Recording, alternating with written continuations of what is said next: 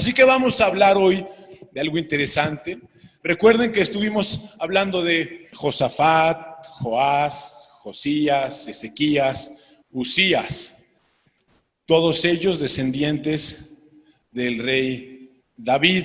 Si recuerdan que fue Saúl y después sacan a Saúl del reino, entra David a escena, su hijo es Salomón y después Roboam. En la época de Roboam es la separación del reino, se van a un lado, al norte Israel, al sur Judá. Y hemos estado leyendo pues cómo se han comportado estos reyes posteriormente y la separación de los dos reinos. Hablamos de los reyes que hicieron lo bueno delante de los ojos de Dios, pero casi porque fallaron y cometieron ciertos errores. Amén. Y hoy vamos a hablar de Jesús como el Rey de Reyes. En la teología sistemática se conoce como uno de los oficios de Jesucristo. Se dice que Jesús era profeta, sacerdote y rey. Que Jesucristo es el rey y qué significa eso para nosotros. Vamos a empezar abriendo la palabra en el libro de Isaías 9,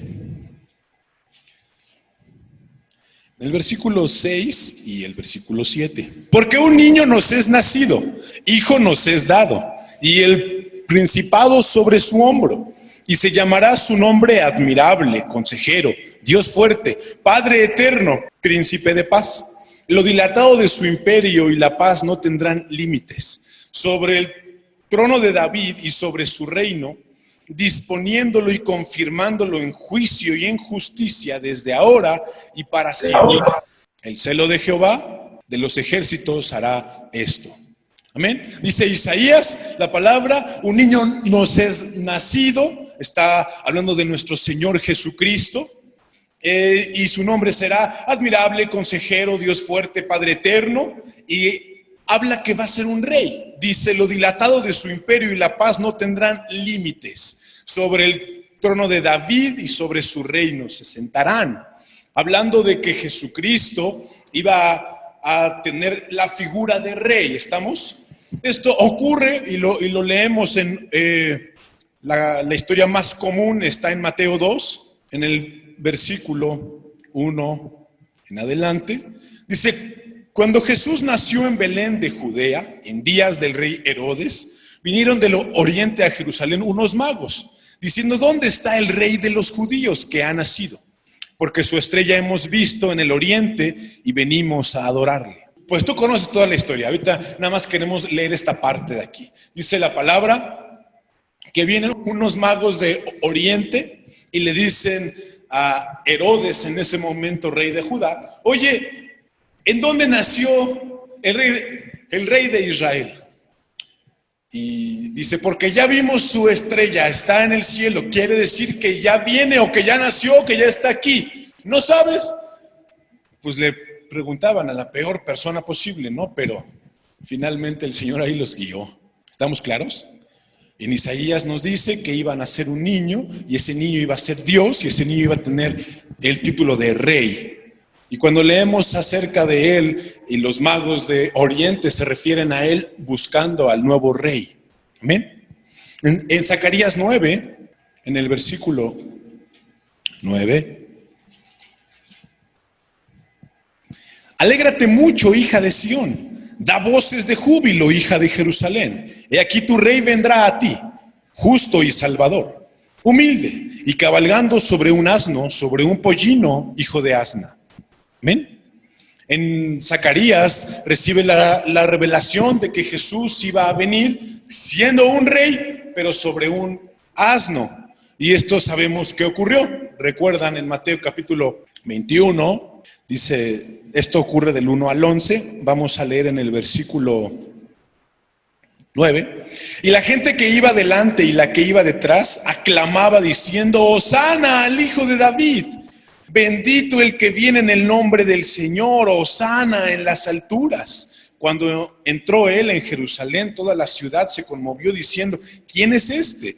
Y la gente decía, este es Jesús, el profeta de Nazaret de Galilea.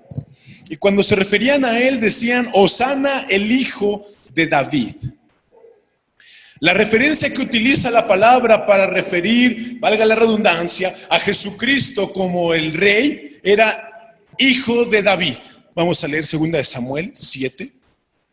Y él recibe una palabra de parte de Dios y le dice el Señor que va a tener un descendiente. Vamos a leer desde el versículo 8.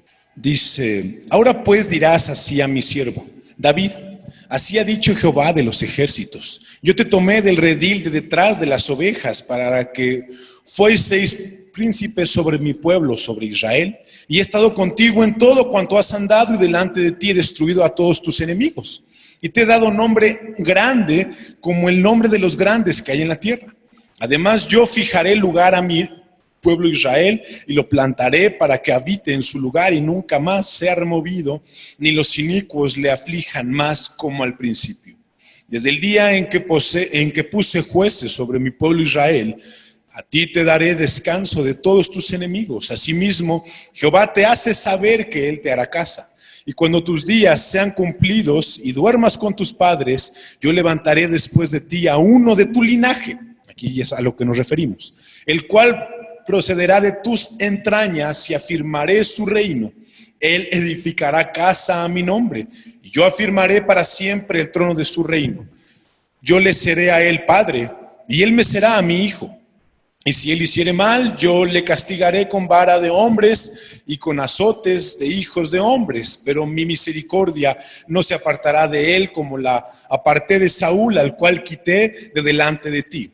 Y será afirmada tu casa y tu reino para siempre delante de tu rostro, y tu trono será estable eternamente. Conforme a todas estas palabras y conforme a toda esta visión, así habló Natán a David. Ok, estamos hablando de Natán. ¿Ok?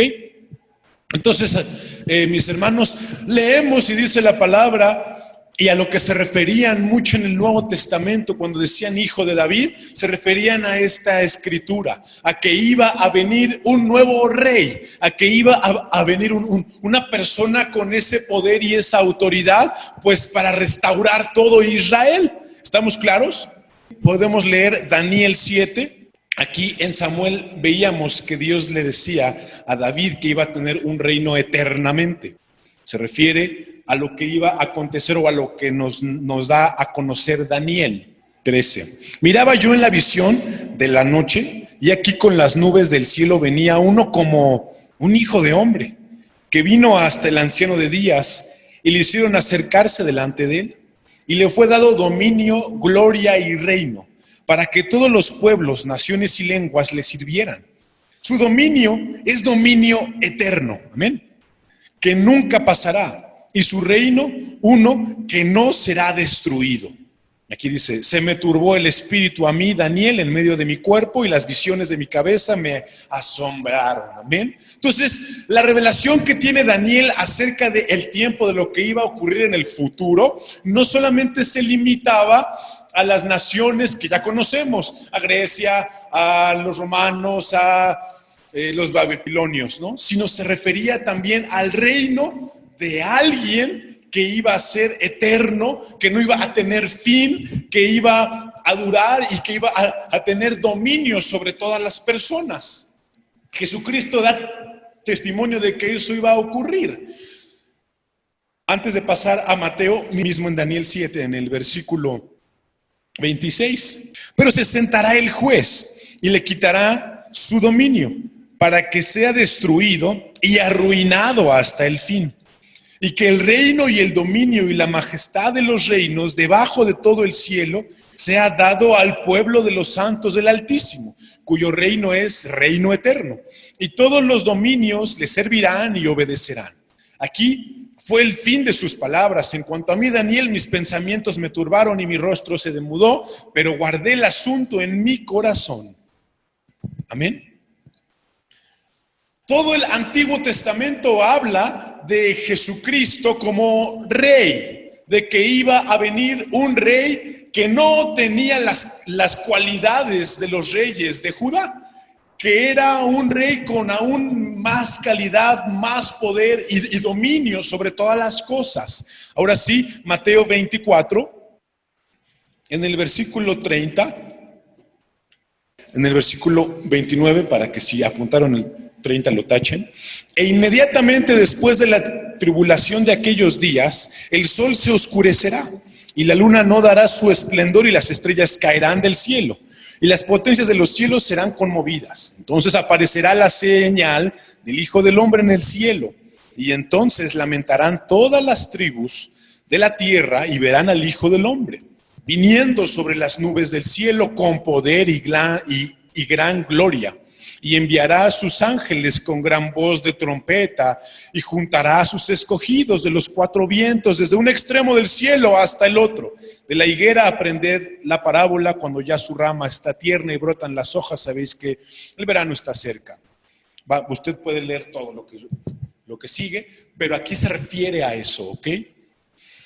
Es importante que entendamos que Jesús es rey y a lo que se refiere, porque bueno, Apocalipsis habla de que es rey de reyes, que es señor de señores. Vamos a ir hacia allá, pero antes de llegar a esa parte, necesitamos entender una confusión que tenían los fariseos acerca de que Jesús era el hijo de David. Y fue una discusión que tuvieron pues un rato. Miren, vamos a empezar con el Salmo 110. El Salmo de David dice: Jehová dijo a mi Señor, siéntate a mi diestra hasta que ponga a tus enemigos por estrado de tus pies. Esta misma idea la acabamos de leer en Daniel y la leímos en Mateo. ¿Estamos? Si no, ahorita la repasa. Jehová enviará desde Sión la vara de tu poder, domina en medio de tus enemigos. Tu pueblo se te ofrecerá voluntariamente en el día de tu poder, en la hermosura de la santidad, desde el seno de la aurora. Tienes tú el rocío de tu juventud, juró Jehová y no se arrepentirá. Tú eres sacerdote para siempre, según el orden de Melquisedec. El Señor está a tu diestra, quebrantará a los reyes en el día de su ira, juzgará entre las naciones, las llenará de cadáveres, quebrantará las cabezas en muchas tierras, del arroyo beberá en el camino por el cual levantará la cabeza. Cuando tú y yo leemos el Salmo 110, evidentemente no se refiere al rey David. Se refiere a una persona que tú y yo ya conocemos. En ese momento, la gente en el Nuevo Testamento, en los evangelios, apenas lo estaban conociendo, que es Jesús. Amén. Miren Marcos 12, en el versículo 35. Enseñando Jesús en el templo decía: ¿cómo dicen los escribas que el Cristo es hijo de Dios? Porque él mismo David dijo por el Espíritu Santo: dijo el Señor a mi Señor, siéntate a mi diestra hasta que ponga tus enemigos por estrado de tus pies. David mismo le llama Señor. ¿Cómo pues es su hijo? Y gran multitud del pueblo le oía de buena gana. Esto mismo lo leemos en Mateo 22. Vamos a leerlo en Mateo 22. En el versículo 41 nos dice que estando juntos los fariseos, o sea, estaba en el templo, pero estaban todos los fariseos ahí. Jesús les preguntó diciendo: ¿qué pensáis del Cristo? ¿De quién es hijo? Entonces la respuesta de ellos fue: de David. Él les dijo: pues como David en el Espíritu le llama Señor, diciendo: dijo el Señor a mi Señor, siéntate a mi diestra hasta que ponga a tus enemigos por estrado de tus pies. Pues si David le llama Señor, ¿cómo es su hijo?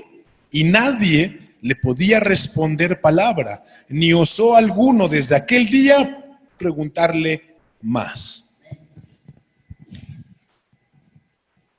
Lo que pasa es que si las personas limitaban el concepto de Jesús, hijo de David, lo limitaban a su ascendencia, entonces no entendían el dominio que venía detrás de Jesucristo y la libertad y el poder que iba a traer sobre los seres humanos. Es decir, no creían en la divinidad de Jesús.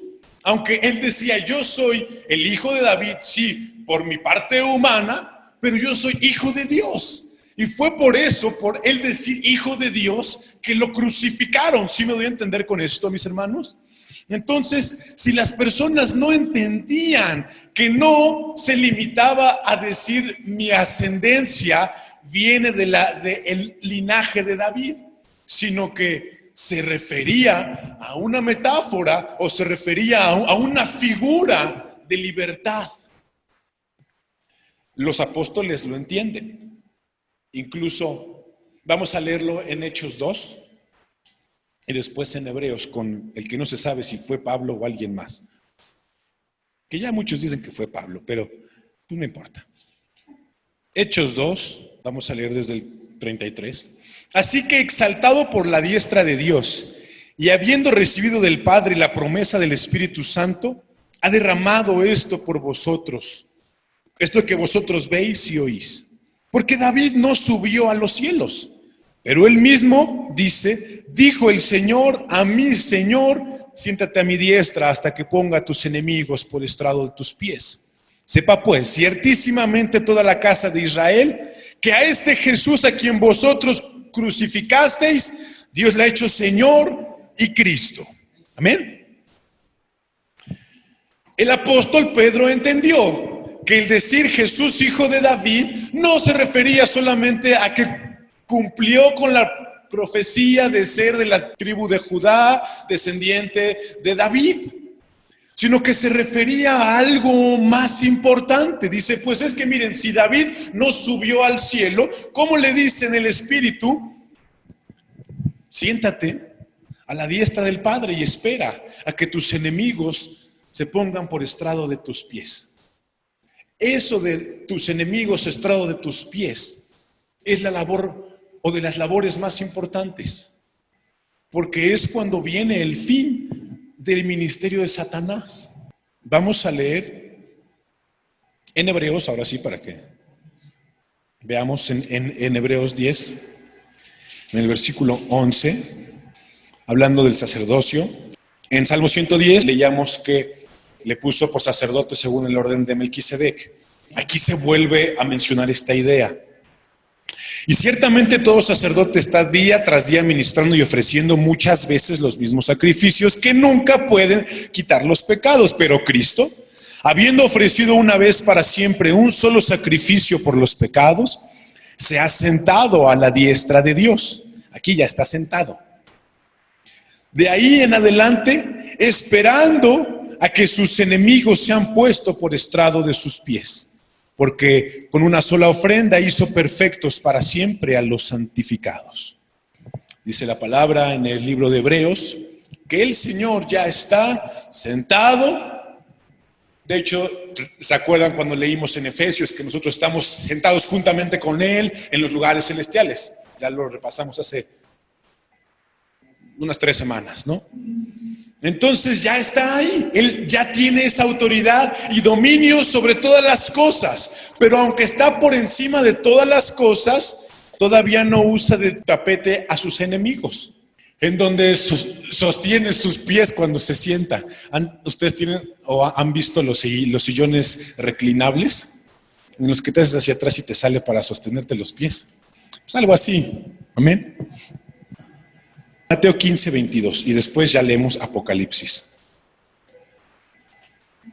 La gente, cuando se refería a Jesús hijo de David, algunos sí tenían ahora sí que la claridad del dominio al que se refería. Chequen que todas estas historias se parecen en algo, al final lo vamos a unir, ¿ok? Y aquí una mujer cananea que había salido de aquella región clamaba diciendo, Señor, hijo de David, ten misericordia de mí, mi hija es gravemente atormentada por un demonio. Nosotros conocemos el desenlace de la historia, ¿no? Que le dijo perrillo y todo eso. Pero cuando esta mujer se refiere a Jesús, sabiendo que su hija estaba atormentada por un demonio, ¿qué título le da? Jesús, hijo de David. Jesús, hijo de David, ten misericordia de mí, porque mi hija está atormentada por demonios. Vamos a leer otra historia en Marcos 10, en el versículo 46. Entonces vinieron a Jericó, y al salir de Jericó él y sus discípulos y una gran multitud, Bartimeo el ciego, hijo de Timeo, estaba sentado junto al camino mendigando, y oyendo que era Jesús Nazareno, comenzó a dar voces y a decir, Jesús, hijo de David, ten misericordia de mí. Y muchos le reprendían para que callase. Pero él clamaba mucho más: Hijo de David, ten misericordia de mí. Entonces Jesús, deteniéndose, mandó llamarle, y llamaron al ciego diciendo: ten confianza, levántate, te llama. Él entonces, arrojando su capa, se levantó y vino a Jesús. Respondiendo Jesús, le dijo: ¿qué quieres que te haga? Y el ciego le dijo: Maestro, que recobre la vista. Amén. Ahora estamos viendo a un ciego que quería recobrar la vista. ¿Y cómo se refiere a Jesús? Hijo de David. Amén. Vamos a regresar a Mateo en el capítulo 12, versículo 22. Entonces fue traído a él un endemoniado, ciego y mudo, y le sanó de tal manera que el ciego y mudo veía y hablaba. Y toda la gente estaba atónita y decía: ¿será este aquel hijo de David? Mas los fariseos, al oírlo, decían: Este no echa fuera a los demonios, sino por Belcebú, príncipe de los demonios. ¿Estamos claros con esto? Ahora la gente ve que Jesús libera a un endemoniado que no podía hablar. Y cuando lo sana y este hombre ve y habla, dicen: oye, ¿no será este el hijo de David? O sea, a lo que se refiere la palabra hijo de David y la noción que tienen algunas personas es: este hombre tiene autoridad y está poniendo a sus enemigos por estrado de sus pies. A los demonios los está mandando afuera. A los enfermos los está sanando. Tiene potestad sobre todas las cosas. Y para ellos ese era el rey, el que tenía ese dominio, el que tenía esa autoridad. Miren ahora Filipenses, en el capítulo 2 de Filipenses, dice la palabra en el versículo 5: haya pues en vosotros este sentir que hubo también en Cristo Jesús, el cual, siendo en forma de Dios, no estimó el ser igual a Dios como cosa a que aferrarse, sino que se despojó a sí mismo, tomando forma de siervo, hecho semejante a los hombres. Y estando en la condición de hombre, se humilló a sí mismo, haciéndose obediente hasta la muerte y muerte de cruz. Por lo cual Dios también le exaltó hasta lo sumo, y le dio un nombre que es sobre todo nombre, para que en el nombre de Jesús se doble toda rodilla de los que están en los cielos y en la tierra y debajo de la tierra, y toda lengua confiese que Jesucristo es el Señor, para gloria de Dios Padre. Amén. Entonces, lo importante, mis hermanos, lo importante de que Jesús sea el rey, o lo que esto quiere decir, es que tiene todo el dominio y todo el poder, y que va a poner a todos sus enemigos. Pero sus enemigos no se van a limitar a los demonios. En Apocalipsis escuchamos sobre la batalla final, ¿sí o no? No vamos a leer todo Apocalipsis 19, pero vamos hacia allá. En Apocalipsis 19, del 11 en adelante, del 11 al 21, habla de esta victoria. Entonces vi el cielo abierto y aquí un caballo blanco, y el que lo montaba se llamaba Fiel y Verdadero, y con justicia juzga y pelea. Sus ojos eran como llama de fuego, y había en su cabeza muchas diademas, y tenía un nombre escrito que ninguno conocía sino él mismo. Estaba vestido de una ropa teñida de sangre, y su nombre es el Verbo de Dios. Y los ejércitos celestiales, vestidos de lino finísimo, blanco y limpio, le seguían en caballos blancos. De su boca sale una espada aguda para herir con ella a las naciones, y él las regirá con vara de hierro, y él pisa el lagar del vino del furor de la ira del Dios Todopoderoso. Y en su vestidura y en su muslo tiene escrito este nombre: Rey de Reyes y Señor de Señores. Y vi un ángel que estaba en pie en el sol y clamó a gran voz diciendo: a todas las aves que vuelan en medio del cielo, venid y congregaos a la gran cena de Dios, para que comáis las carnes de reyes y de capitanes, y carnes de fuertes, y carnes de caballos y sus jinetes, y carnes de todos, libres y esclavos, pequeños y grandes. Y vi a la bestia, a los reyes de la tierra y sus ejércitos reunidos para guerrear contra el que montaba el caballo y contra su ejército. Y la bestia fue apresada y con ella el falso profeta que había hecho delante de ella las señales con las cuales había engañado a los que recibieron la marca de la bestia y habían adorado a su imagen. Estos dos fueron lanzados vivos dentro de un lago de fuego que arde con azufre. Y los demás fueron muertos con espada que salía de la boca del que montaba el caballo, y todas las aves se saciaron de las carnes de ellos. Si tú lees los capítulos que siguen, faltaba un enemigo. ¿Sí o no? Pasan los 1000 años. Nadie sabe si son figurativos o no, porque el Señor habita en la eternidad. Y es lo complicado. Y vamos a leer en el versículo 10, 20:10. Y el diablo que los engañaba fue lanzado en el lago de fuego y azufre, donde estaban la bestia y el falso profeta, y serán atormentados día y noche por los siglos de los siglos. Amén. Entonces, el diablo, la bestia, el falso profeta, que son los enemigos del Señor, más todos los reyes de la tierra, y todos los marcados en ese momento, y todos los que hacen iniquidad, y todos los que se oponen a Dios, van a ser puestos en el infierno. Y cuando tú y yo hablamos de infierno, nos imaginamos algo abajo, ¿sí o no? Y el cielo nos imaginamos algo arriba. Amén. Entonces Jesucristo, mi hermano, es la persona. Jesús, el verbo hecho carne, el verbo de Dios, el verbo encarnado, es la persona que va a terminar lo que se dijo en Génesis.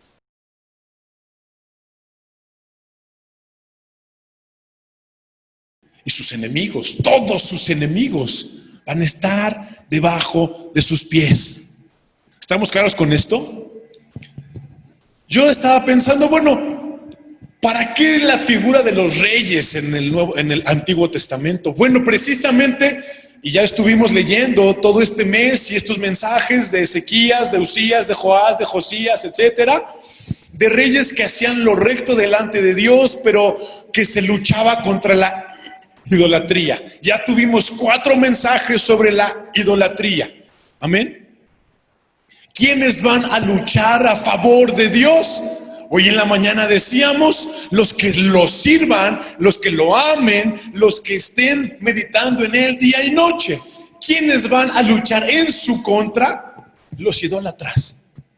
Todos aquellos que han servido a su carne y se han puesto a las órdenes, o no a las órdenes directas y conscientes, pero sí bajo la autoridad de los demonios. Entonces dice la palabra que Jesús es rey, porque es la persona que recibirá toda autoridad y dominio para poner a todos los enemigos sujetos a sus pies.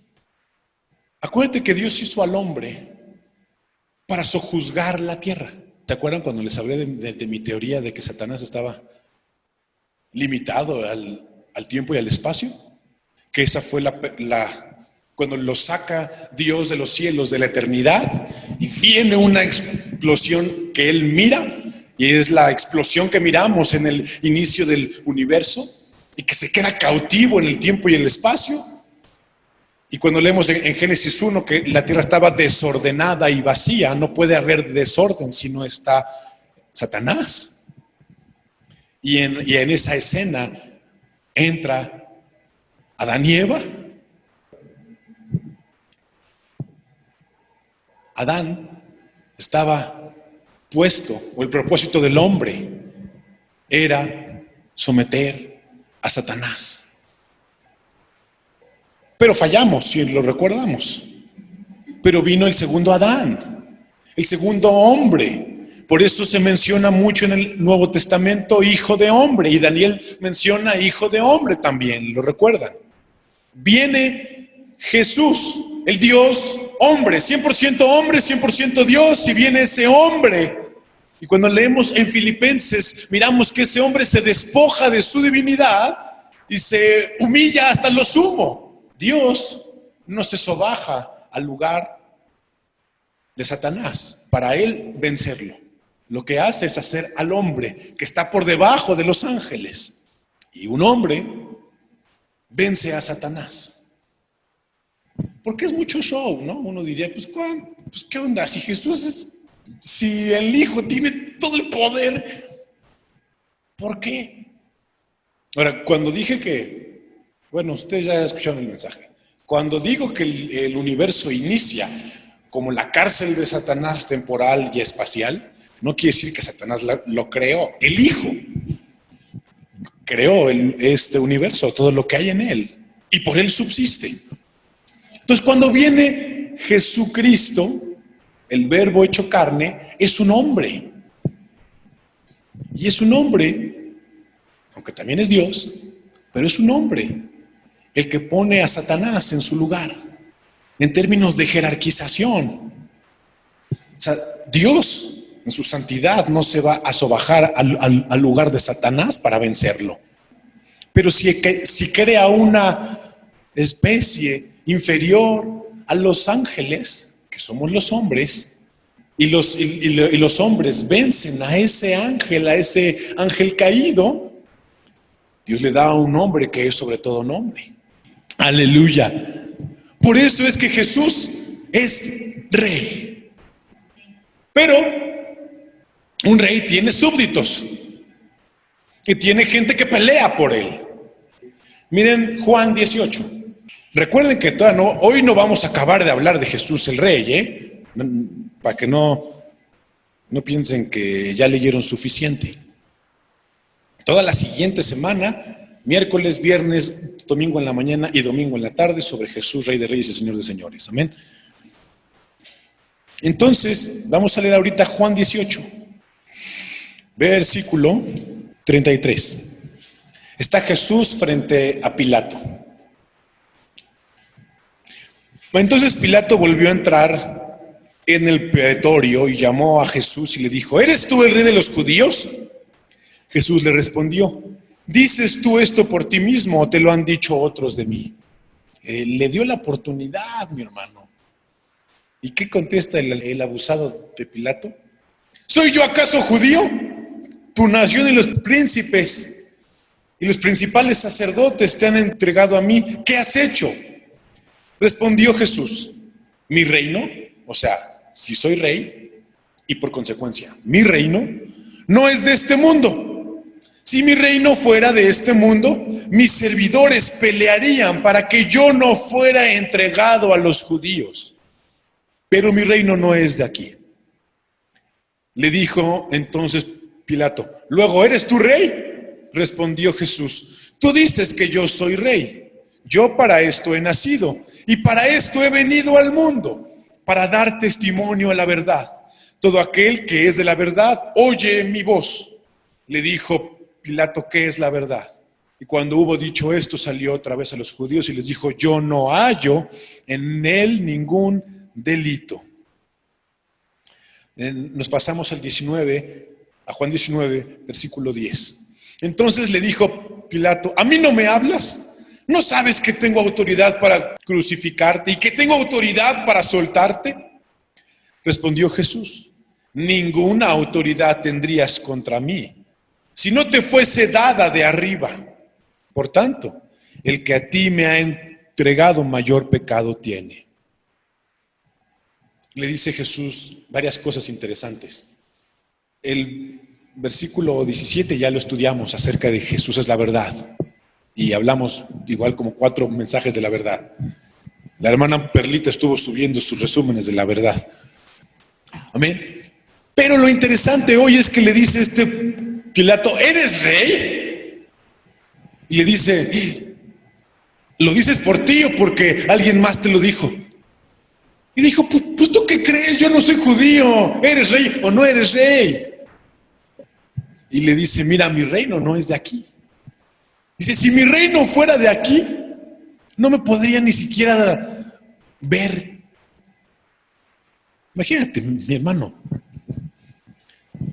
los súbditos del Señor Jesús. Dice: si mi reino fuera de aquí, no podrías ni siquiera acercarte a mí. habría gente que pelearía por mí. Y como que se saca de donde el Poncio Pilato, ¿no? Y dice, bueno, entonces, ¿si eres rey? Le vuelve a preguntar que si es rey. Después el Señor enmudece, como cordero al matadero, ¿sí o no? Y le dice Poncio Pilato, ¿no me hablas a mí? ¿No me contestas? ¿No sabes que yo tengo autoridad? Imagínate que le digas a Jesús que tú tienes autoridad. Le dice Jesús, ¿qué? Tú no tienes ninguna autoridad si no te la da el de arriba. Yo vine aquí. Yo dice, para esto he nacido. Para esto vine a este mundo. Nadie toma mi vida. Yo tengo autoridad para ponerla, tengo autoridad para quitarla. Yo la pongo, yo la quito porque yo tengo esa autoridad. Nadie me está matando, yo doy mi vida. Ni siquiera mi hermano. Recuerda que cuando los crucificaban, se tardaban muchos días en morir. Pero como iba a ser la Pascua, dijeron, ¿sabes qué? Pues es que ni modo que estén ahí estos cuerpos muertos en la Pascua. Es un día muy santo. Imagínate la mente, ¿no? Mejor quítalos. Y les rompieron las rodillas para que no se pudieran sostener sobre sus piernas y seguir respirando. Cuando uno era crucificado, hacía de dos. Tenía que ir alternando. Si tú no te sostenías de los pies, no podías respirar. Entonces, para respirar te tenías que impulsar con tus piernas. Te impulsabas y te dolían los tendones, fuertísimo, loquísimo. Y le decías así, respirabas y otra vez, y estabas así un rato, mucho tiempo. Entonces, le dicen, pues rómpale las piernas para que los otros ya se mueran rápido y que no estén ahí padeciéndola mucho. Y cuando llegan a Jesús, Él ya había dicho, consumado es. Dijo, bueno, pues ya acabé. Estaba sufriendo, por supuesto que estaba padeciendo nuestros pecados. Pero Él decidió cuándo iba a entregar el Espíritu. Él, dice la palabra en Juan, y expirando, entregó el Espíritu. ¿Estamos claros con esto? Ya no le rompieron los huesos porque estaba profetizado que no le iban a romper los huesos, pero le perforaron el costado porque estaba profetizado que se le iba a perforar el costado. Amén. Se le perfora el costado, pero él ya no estaba ahí. ¿Estamos claros? Pero algo interesante que dice, mis siervos, dice, mis súbditos pelearían por mí. Aleluya. Ya hemos hablado también de los sellos, de las trompetas, de las copas de la ira, del arrebatamiento, etcétera. Nosotros vamos a aparecer a escena después de todo lo de la bestia. Dios quisiera, amén. Gracias. Esperamos no estar en esta situación, en las copas de la ira, porque es el Señor que no estamos para la ira de Dios. Pero vamos un día a tener la oportunidad de luchar para nuestro Dios, de pelear, pero nuestras armas no son carnales, sino poderosas en Dios. ¿Sí me doy a entender? ¿Sí me están siguiendo, mis hermanos? Entonces, Jesús es el Rey de Reyes, por supuesto. Él es esa persona que tiene la autoridad sobre los demonios. Y cuando las personas veían que Él sanaba y que Él hacía milagros, decían, este es el Hijo de David, el que se dijo que iba a tener una autoridad y un poder como nadie. Ahí mencionan algo sobre la obediencia. Y en hebreo se menciona que por lo que padeció aprendió la obediencia. O sea, toda la palabra de Dios habla sobre Jesucristo. Nada más es que le busques, ¿no? Pero lo interesante hoy, mis hermanos, y juntándolo con el mensaje en la mañana, es que tú decidas ser honestamente un siervo de Dios, un súbdito de Jesucristo, que Él sea el Señor de tu vida. Vamos a ponernos en pie. No, esta tarde, ya son 6:30. La predicación de Juan el Bautista era: el reino de los cielos se ha acercado. La predicación de Jesús cuando inicia su ministerio es: arrepentíos porque el reino de los cielos se ha acercado. Cuando Juan le manda a sus discípulos, porque ya estaba a punto de morir, estaba ya encarcelado, y le dice a Jesús: ¿eres tú el que esperábamos o es alguien más? ¿Qué contestación le dice? Los ciegos están viendo, los cojos están andando, los muertos son resucitados, a los pobres es anunciada la buena nueva. En otras palabras dice: ya llegó el jefe, ¿sí o no? Ya vino el que tiene esa autoridad y ese poder y ese dominio sobre todas las cosas. Pero tú debes decidir servir al Señor o a los ídolos, servir a Dios o servir a tu carne, servirte a ti, servir a este mundo o vivir para Dios, para ser un súbdito de su reino, para ir por todo el mundo y, como dice el Señor Jesucristo, sanar a los enfermos, echar fuera a los demonios. Obras más grandes que las que hizo Jesús en la tierra harán para todos los que sí creen en su nombre, para establecer el reino de Dios en la vida de una persona. Y yo solamente quiero que entiendas que oponerte a Jesús es como suicidarte. O sea, es oponerte al que tiene la autoridad y al que todos sus enemigos van a estar por estrado de sus pies. Ahí cuando se canse va a decir: a ver, tráeme a Satanás, necesito estirar mis pies. A ver, llámale a la bestia para que esté en mi otro pie. Y esto es un simbolismo muy importante. ¿Quién se va a rebelar otra vez contra el Señor? ¿Quién se va a rebelar otra vez contra Dios? Miren, hermanos, si Satanás va a terminar así, todo mundo lo va a ver, encarcelados. Y todos los hombres que se opongan a Jesucristo en el lago. Ahorita viene como el que hace misericordia, como el que extiende su gracia sobre los pobres de corazón. Jesús un día va a venir con toda su autoridad. Hoy son sugerencias. Hijo, obedece, lee, ora, escucha, sé recto, sé íntegro, sirve a Dios. Hoy son sugerencias, pero un día, mi hermano, no van a ser sugerencias. La grandeza de nuestro Dios va a hacer que toda la creación se humille delante de Él. Vamos a orar. Vamos a inclinar nuestros rostros en reverencia a Dios.